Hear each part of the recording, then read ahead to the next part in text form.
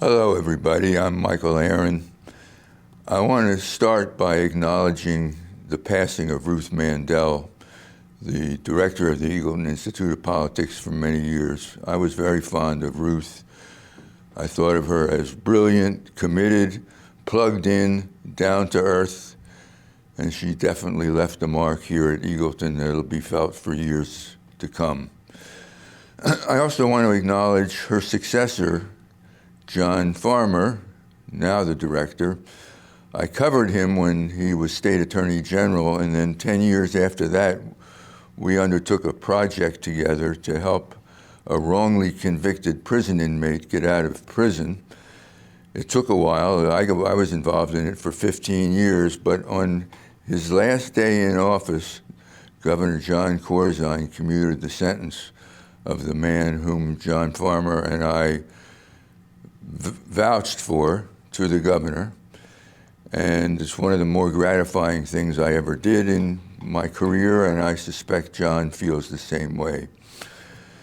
I have a long association with Eagleton. I've conducted hours worth of archival interviews here in this room for the Center on the American Governor, which is housed here at Eagleton, which I believe is run by my friend John Weingart, the associate director.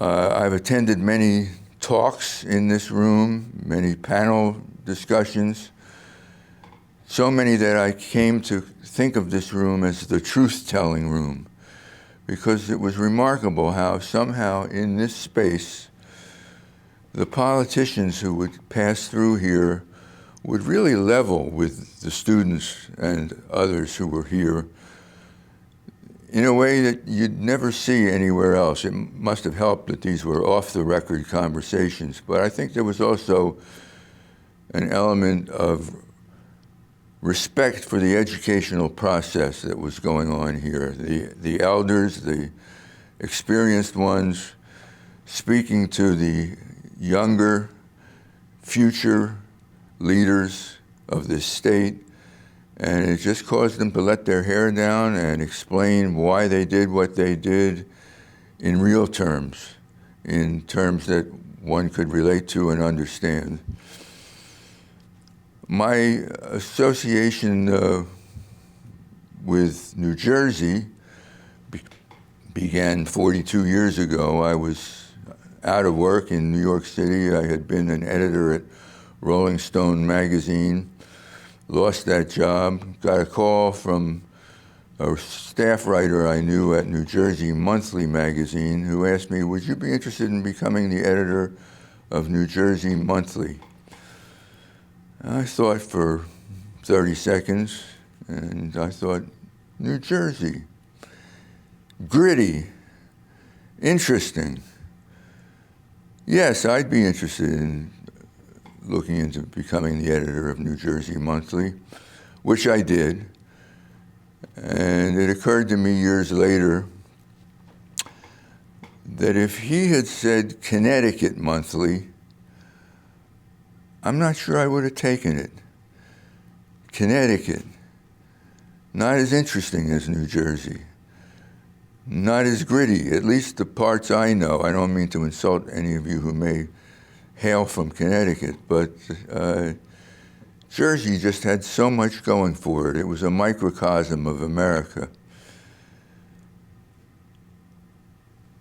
I subsequently transferred over to New Jersey Public Television, where I've been for 38 years. And during my journalistic career there, I came up with a mantra, or it became a saying. I came up with a saying that became identified as my mantra, and that is, if you're a reporter, New Jersey never lets you down. That gets quoted here and there, and usually I'm cited. One person who quotes it frequently is my friend Nick Acicella, who publishes a weekly newsletter devoted to New Jersey politics. Nick likes that phrase. I like what he calls New Jersey politics. He calls it this thing of ours. Now, anybody who goes back a ways knows that members of organized crime used to call the mafia this thing of ours. La Cosa Nostra, this thing of ours. And now many of you who are passing through this Eagleton program as fellows or associates, some of you are about to join this thing of ours. And it's a very beautiful thing. It's a very delicate thing. It's built around helping people. Ask any politician what the best thing about his or her job is, and invariably, 9 times out of 10, the answer is, I get to help people. Helping people is the fundamental aspect of public service. I got a vivid demonstration of that years back. The then Essex County Democratic chairman, a man named Ray Durkin, invited me up to his office to watch him work one afternoon.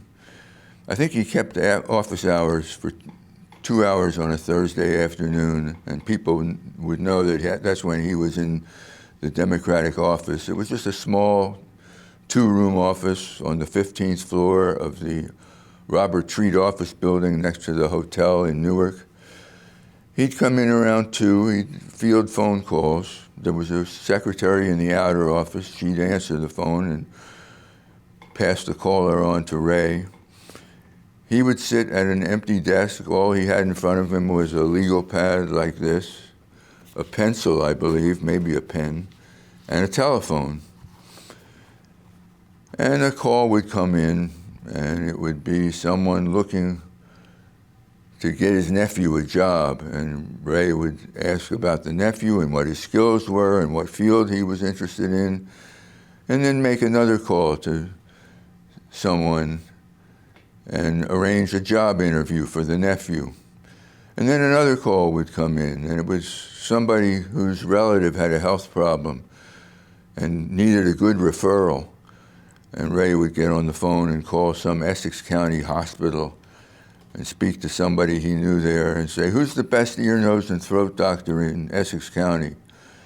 And he'd get the information and he'd relay it back to the caller. And this went on for a couple of hours. And by the end of the couple of hours, the legal pad was full of names and phone numbers. And I saw that this was fundamentally what politics was all about. This was what Tom Wolfe, the writer, called in his novel, The Bonfire of the Vanities, the favor bank. You make a deposit in the favor bank, you're entitled to a withdrawal from the favor bank.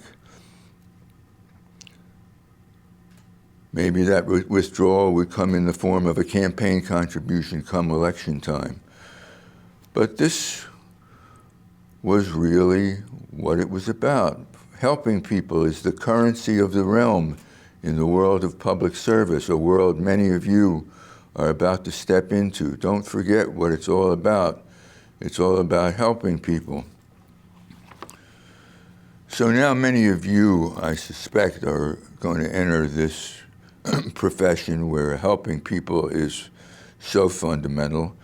There are many different roles you could play. You could be a legislative staffer, an executive branch staffer, an administrative assistant, an elected official, a campaign operative, a lobbyist, an advocate for some issue. You could even be a journalist. Yes, journalism is part of this realm, this thing of ours. It's the fourth estate, after all, after the executive, legislative, and judicial.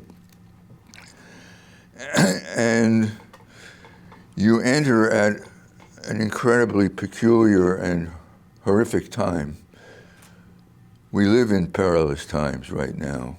This coronavirus it's just devastating. It's a tragedy. I'm taping this on April 27th. Who knows what the world will be like when you're watching this in a few days or a few weeks. But when the coronavirus first appeared in our midst, I started comparing it to 9/11, as I'm sure many others did. But it quickly overtook 9/11 in terms of its impact and devastation. 9/11 was a discrete event in primarily one location on a single day, whereas this coronavirus is persistent and pernicious. The words I was using back then when it arrived were unbelievable, crazy, unexpected, totally out of the blue. I think if there's one thing we've learned from this experience that affects you and me, or that would be of salient interest to you and me, is that government suddenly looks so essential. We need government now more than ever. Some governments are responding to this better than others. But we need a good response, and we need a smart response. And we need to appeal to you, the future generation, to give us that. This is going to be a long recovery. Some of you are about to go into entry-level jobs. You'll be in your next job, and we'll still be dealing with this.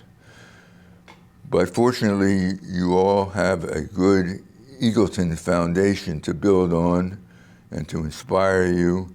I can't tell you how many times I've been at the State House talking to some young staffer, asking him about his or her background and hearing, oh, I went to Eagleton.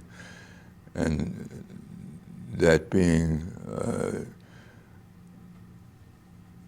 like the seal of good housekeeping down at the State House. So we need you. You have to help us get over this once-in-a-century disaster. I congratulate you on having passed through Eagleton successfully. I wish you the best, and let's all hope for better days. Thanks very much.